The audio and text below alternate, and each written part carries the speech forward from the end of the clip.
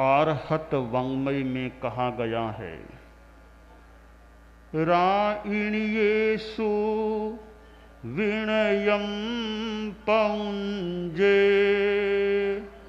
धुवशीलयं सययं नहाव Itza कुम्मोब अल्लीण पलीण गुत्तो परक्कमिज्जा तव संजमम्मी। आश्रय। शास्त्रकार ने शिक्षा प्रदान की है, संदेश दिया है कि बड़ों के प्रति, रात्निकों के प्रति विनय का प्रयोग करना चाहिए। साधु संस्था में रत्नाधिक का महत्व होता है, अर्थात दीक्षा पर्याय में जो बड़ा है वह पूजनीय होता है, वंदनीय होता है। उम्र में छोटा है अथवा बड़ा, बंधन व्यवहार में इसका महत्व नहीं होता। एक 10 वर्ष का मुनि है, उसके बाद में कोई 90 वर्ष का व्यक्ति मुनि बना है, तो 90 वर्ष वाले मुनि के लिए वह 10 वर्ष का मुनि या लगभग 10 वर्ष का मुनि वंदनीय होता है, क्योंकि संयम पर्याय में वह छोटा व्यक्ति भी उम्र से छोटा भी बड़ा है, पहले दीक्षित है। इसलिए उम्र पर इतना ध्यान नहीं दिया गया, संयम पर्याय का महत्व रखा गया। और इतना महत्व हमारी परंपरा में तो रहा कि कोई आचार्य भी हो, उनसे भी दीक्षा में जो बड़े संत हैं, तो आचार्य प्रवर का भी कर्तव्य होता है रात्निक संतों को वंदन करे। परम पूज्य गुरुदेव तुलसी को मैंने देखा, हमारे धर्म संघ के तो सर्वोच्च अनुशासता थे। तेरा पंथ जैन श्वेतांबर के तो मानो चक्रवर्ती सम्राट थे, जो भी उनके लिए कहा जाए। धर्माचार्य थे, गुरु थे, संघ शिरोमणि थे, संघ सरताज थे, इतने बड़े सर्वोच्च। तो रात्निक मुनि पधारते चतुर्मास के बाद, तो मैंने देखा मार्ग में, रोड पर, गली में भी नीचे विराज करके रात्निक संतों को वंदन किया। पक्षी का दिन आता, खमत खामना करना, तो गुरुदेव तुलसी नीचे जमीन पर विराजमान होकर के बड़े संतों का वंदन कर उनसे खमत खामना किया करते थे। और संतों को इतना याद है या नहीं, पक्षी की ही बात नहीं, रोजमर्रे में भी गुरुदेव तुलसी बड़े संतों को वंदन करते, वो मुझे स्मृति में आ रहा है। ऐसे स्मृति में आ रहा है, मुझे याद है, संतों को पता है या नहीं, कि जैसे शाम का प्रतिक्रमण होता तो 24 के लिए बाद में गुरुदेव नमोत्थुणम के लिए नीचे विराजते थे। नमोत्थुणम 24 का होता तो पट्ट से नीचे विराजते थे। नमोत्थुणम पूरा करने के बाद जो बड़े संत होते उनके पास नहीं पधारते, उनका नाम लेकर के वंदन कर लेते थे। यानी दिन में एक बार, जहां तक मेरा अनुमान है, बड़े संतों को वो अपने ढंग से वंदन कर लेते। तो नाम लेकर के कर लो या सामने हो तो मस्तक झुका करके कर लो। बड़े संत हैं, रात्निक हैं, वे पूजनीय हैं, सम्माननीय हैं, वंदनीय हैं। और मैंने यह भी देखा, बड़े संत होते वे कौन से कम थे, यानी वे गुरुदेव तुलसी का कितना मान सम्मान रखते। व्यवस्था के हिसाब से देखें तो आचार्य दीक्षा में छोटे हैं, तो बड़े संतों के लिए तिखुत्तों से वंदन करना अपेक्षित नहीं है। पर बड़े संत गुरुदेव तुलसी का कितना मान सम्मान रखते। गुरुदेव हाथ लगाकर उनका चरण स्पर्श का प्रयास करते तो हाथ को रोक लेते, रोकने का प्रयास करते, हाथ कहीं लगा नहीं ले गुरुदेव, यानी कितना मान सम्मान रखते थे। तो रात्निकों के प्रति विनय का प्रयोग होना चाहिए। संसार में भी देखें तो बड़ों के सम्मान की परंपरा रही है भी कि संसार में उम्र से बड़े को भी मान सम्मान दिया जाता है। परिवार में बड़े माता पिता दादा जैसे बड़े हैं, उनके सम्मान की व्यवस्था रहती है। ठीक है, सब जगह वह व्यवस्था है या नहीं, पर एक परंपरा रही है कि बड़े हैं, माता पिता आदि हैं, उनका सम्मान होना चाहिए, उनको प्रणाम होना चाहिए। तो यह सांसारिक और इधर धार्मिक संगठनों में विनय प्रयोग की व्यवस्था रही है। विनय एक ऐसा तत्व है जो आदमी को कुछ ऊंचा उठाने वाला होता है, पूजनीय है, पूज्य है, उसके सामने झुकना छुटपन की बात नहीं होती है। वो झुकने वाला, पूजने वाला स्वयं मानो बड़ा बनता है, अच्छा बन जाता है। तो शास्त्रकार ने कहा रात्निकों के प्रति विनय का प्रयोग करो। शास्त्रकार ने यह भी कहा कि संयत रहो, कुम्भ कूर्म की तरह है, आलीन प्रलीन गुप्त रहो। धर्म ग्रंथों में संयम की दृष्टि से कछुए का उदाहरण दिया गया है। कच्छप एक संयत रहने के संदर्भ में उदाहरण है। कछुए की तरह, कछुआ अपने अवयवों को जैसे कवच के उसके भीतर डाल लेता है, संयत हो जाता है, इसी तरह साधु को भी और गृहस्थ को भी औचित्यानुसार अपने अंगों का, इंद्रियों का संयम रखने का प्रयास करना चाहिए। एक महत्वपूर्ण शिक्षा और दी इस श्लोक में शास्त्रकार ने, परक्कमिज्जा तब संयम, कि तप और संयम में पराक्रम करो। मनुष्य के जीवन में पुरुषार्थ का बहुत महत्व है। दार्शनिक दृष्टि से कुछ बताऊं तो नियतिवाद भी एक सिद्धांत है, भाग्यवाद भी एक सिद्धांत है। नियतिवाद एक वाद है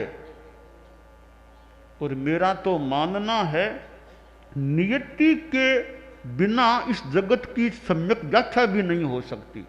जगत की ठीक व्याख्या करने के लिए नियति तत्व को भी बीच में लाना आवश्यक हो जाता है कि जगत है क्या। इस जगत के होने में नियतिवाद, नियति भी काम करती है। भाग्यवाद भी हमारे जीवन से जुड़ा हुआ है। संस्कृत में एक श्लोक आता है, नालंबते दैष्टिकता न निषीदति पौरुषे शब्दार्थौ सत्कवीरिव द्वयम विद्वान अपेक्षते। भाग्यवाद को माना गया, पर भाग भरोसे नहीं बैठना चाहिए। मेरा तो यह कहना है कि भाग भरोसे जो बैठा रहे, पुरुषार्थ न करे, वो दुनिया का अभागा आदमी है। भाग भरोसे बैठने वाला अभागा आदमी है। वरना भाग भरोसे मत बैठो, पुरुषार्थ करो अपना। तो कवि ने संस्कृत में यह कहा कि विद्वान आदमी है वो न तो कोरा भाग्यवादी होता है, न कोरा पुरुषार्थवादी होता है। दोनों को मान करके चलता है कि भाग्यवाद अपना काम करता है तो पुरुषार्थवाद का अपना महत्व है। देखिए, पुरुषार्थ की भी एक सीमा होती है। सब जगह पुरुषार्थ फलदायी नहीं होता। मैं तात्विक बात अगर बताऊं, कोई आदमी यह कह दे मैं अभव्य को भव्य बना दूंगा, कितना ही पुरुषार्थ कर लो, और तो क्या परम प्रभु तीर्थंकर भी पधार जाएं, जो दुनिया के सर्वोच्च ज्ञानी हैं, सर्वोच्च विशुद्ध मनुष्य हैं, उनकी भी ताकत नहीं, उनकी आसाधना न हो कि अभव्य को भव्य बना दे। कोई जीव को अजीव बनाने की बात सोचे तो दुनिया की बड़ी से बड़ी शक्ति आ जाए, जीव को अजीव बनाना और अजीव को जीव बनाना किसी की ताकत नहीं, अर्थात वहां पुरुषार्थ काम नहीं करता। परंतु अपनी सीमा में पुरुषार्थ का महत्व है। अभव्य को भव्य नहीं बनाया जा सकता, वह नियतिवाद का साम्राज्य है। नियतिवाद है, पारिणामिक भाव है। पारिणामिक भाव को नियतिवाद के संदर्भ में देखा जा सकता है। छह द्रव्य, लोक अलोक, भव्य अभव्य, यह सब पारिणामिक भाव है, अनादि पारिणामिक भाव, यह नियतिवाद की चीजें हैं। तो अभव्य क्यों है? वो नियति है, बस उसकी नियति यही है कि वो अभव्य है, वो जीव कभी मोक्ष में नहीं जा पाएगा। वह अभव्य होना उसकी नियति है, और नियति को बदलना हमारे हाथ की बात है नहीं। पुरुषार्थ के द्वारा बहुत कुछ किया जा सकता है, परंतु पुरुषार्थ विवेकपूर्ण होना चाहिए, पुरुषार्थ सम्यक होना चाहिए। विवेकपूर्ण सम्यक पुरुषार्थ करना आदमी का कर्तव्य होता है। असत पुरुषार्थ नहीं करना चाहिए, सत सम्यक पुरुषार्थ करना चाहिए। एक आदमी दूसरों को तकलीफ देने का प्रयास करे, ये असम्यक पुरुषार्थ है। एक आदमी दूसरों को चित्त समाधि पहुंचाने का प्रयास करे, दूसरों की निर्वज्य पवित्र सेवा करे, यह सम्यक पुरुषार्थ है। तो कहां पुरुषार्थ करना, कैसे करना, इसका विवेचन अपेक्षित होता है। एक आदमी को कुआं चाहिए पानी के लिए, वह क्या करता है, 20 जगह छोटे छोटे गड्ढे खोद देता है। तो मैदान में 20 जगह छोटे छोटे गड्ढे खोद देने से पुरुषार्थ तो हो गया, पर क्या पानी मिल जाएगा? पानी नहीं मिल सकेगा। क्यों नहीं? कि विवेकपूर्ण पुरुषार्थ उसने नहीं किया। 20 जगह गड्ढे क्यों खोदे? एक उचित स्थान पर गहराई से खोदा जाता तो पानी आ सकता था। तो 20 जगह गड्ढे खोदना अविवेकपूर्ण पुरुषार्थ है, और एक जगह खुदाई करना वो विवेकपूर्ण पुरुषार्थ हो सकता है। तो पुरुषार्थ में विवेक होना चाहिए और सही सम्यक पुरुषार्थ होना चाहिए। परम पूज्य आचार्य महाप्रज्ञ जी से संभवतः एक बात मैंने कहानी रूप में सुनी थी। एक जीप जा रही थी, अकेला ड्राइवर ही था जीप में, और पहले तो राजपथ था और बाद में कच्चा रास्ता, मिट्टी का रास्ता आ गया, तो जीप गड़बड़ा गई। यंत्र कुछ गड़बड़ हो गया तो जीप का आगे बढ़ना बंद हो गया। ड्राइवर ने सोचा कि इसको ठीक करना मेरे वश की बात भी नहीं है। इधर उधर कुछ खोज की तो कोई मिस्त्री मिल गया, कहा भैया आओ मेरी जीप को ठीक करो। मिस्त्री उस विषय का विशेषज्ञ था। उसने कहा जी ठीक तो कर दूंगा, मुझे पारिश्रमिक क्या दोगे? कि आप बोलो, तुम बोलो, तुम्हारा जो व्यवस्था बताओ, कितना लिया करते हो? कहा जी मैं तो 100 रुपया लेता हूं, एक यहाँ तत्काल किसी जीप आदि को ठीक करने का 100 रुपया लेता हूं। ठीक, दे दूंगा 100 रुपये। मिस्त्री ने वो हथौड़ा हाथ में लिया और उचित जगह पर एक चोट की, जीप स्टार्ट हो गई, चलने की स्थिति में आ गई।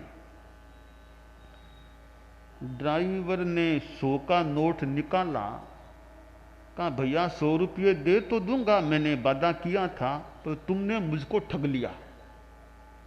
100 रुपये एक चोट की, मात्र आधी मिनट तुमने नहीं लगाया, एक चोट की 100 रुपये ऐंठ रहे हो, यह कोई नैतिकता की उचित बात है क्या? फिर भी चूंकि वचन दे दिया तो तुम्हें दे दूंगा 100 रुपये। वो मिस्त्री बोला भैया एक चोट की इसके 100 नहीं ले रहा हूं, उसका तो मात्र 1 रुपया, एक चोट की उसका तो मात्र 1 रुपया ले रहा हूं, तो बाकी 99 किस बात के ले रहे हो मेरे से? कि बाकी 99 चोट कहां करना, इस ज्ञान के रुपये 99 ले रहा हूं।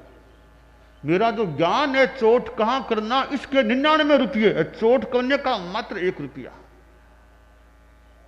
तो पुरुषार्थ ठीक जगह हो तो सफलता मिल सकती है। तो हमें अपने जीवन में यह ध्यान रखना चाहिए, देना चाहिए कि मैं इतना श्रम करता हूं या करूं तो मेरा श्रम निष्पत्तिदायी है या नहीं, या बेकार का श्रम हो रहा है, कोई फल नहीं मिले ऐसा श्रम तो मैं क्यों करूं। तो विवेक युक्त, विवेक पूर्ण सम्यक पुरुषार्थ आदमी को करना चाहिए। परम पूज्य आचार्य महाप्रज्ञ जी ने अपने जीवन में ज्ञान के क्षेत्र में पुरुषार्थ किया था। स्वयं ने अध्ययन किया, दूसरों को अध्ययन करवाया, यानी अध्यापन भी किया, और शास्त्रों का संपादन जैसा कार्य उन्होंने किया। कितना साहित्य सृजित हुआ उनके द्वारा। तो ज्ञान के क्षेत्र में उन्होंने कितना परिश्रम किया था। आज कितने कितने जैन आगम हमारे स्वाध्याय के काम में आ रहे हैं, उसमें परम पूज्य गुरुदेव तुलसी का वाचना प्रमुखत्व, आचार्य महाप्रज्ञ जी का श्रम भी बोल रहा है।